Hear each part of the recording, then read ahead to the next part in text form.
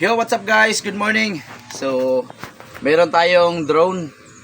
So, gusto ko lang ipapakita sa inyo kung paano ko to paliliparin tong drone na ito na walang remote control. So, makakuha ka naman kayo ng tip sa akin. Okay? Ayan guys, oh.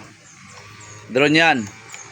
So, kailangan lang natin guys ng medyo malakas ang hangin na kung paano paliliparin na hindi tayo gagamit ng remote. So tara, samahan nyo ko. Dito natin kailangan. Halika, dito lapit mo. Okay? Paliliparin natin ito gamit ang enerhiya lang. Energy. Okay? Dali dito. Hindi na kailangan ng drone. Hindi na kailangan ng remote. Kasi dapat may remote to. Pero paliliparin natin to. Hindi na kailangan yung remote. Gamit lang yung energy ng kalikasan natin. Halika. Halika.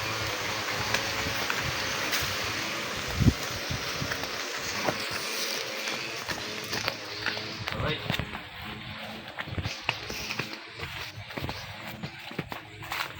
Kasi ayaw maniwala nung aking nitanta na hindi raw to kayang paliparin na walang gamit. Kasi tanong sa akin, paano ito paliparin?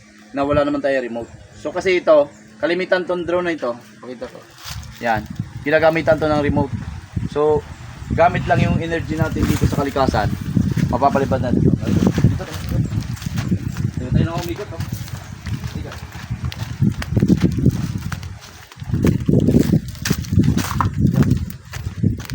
Dito. Yan.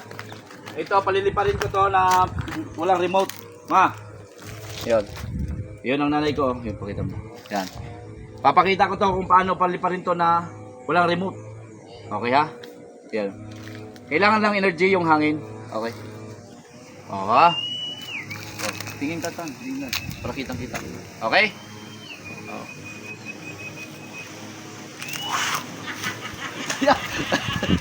Ano? Hinagis mo lang eh.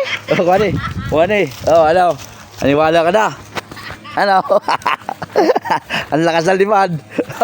Ang lakas ng lipad ng utak. Ayo, kuhani. Yan ang drone. Dito mga tingnan natin kung may sira. Patingin nga kung may ikan. Alright. Okay, oh. Walang damage. Kasi dapat paliliparin natin sa ganito lang. Okay. Yun ay kuwan lang. Yamang daw sabi ni mama. So, kuwan lang to for the content lang. Thank you for watching. Don't forget to like and subscribe to my Facebook and YouTube channel, Jom Sabril. Thank you for watching.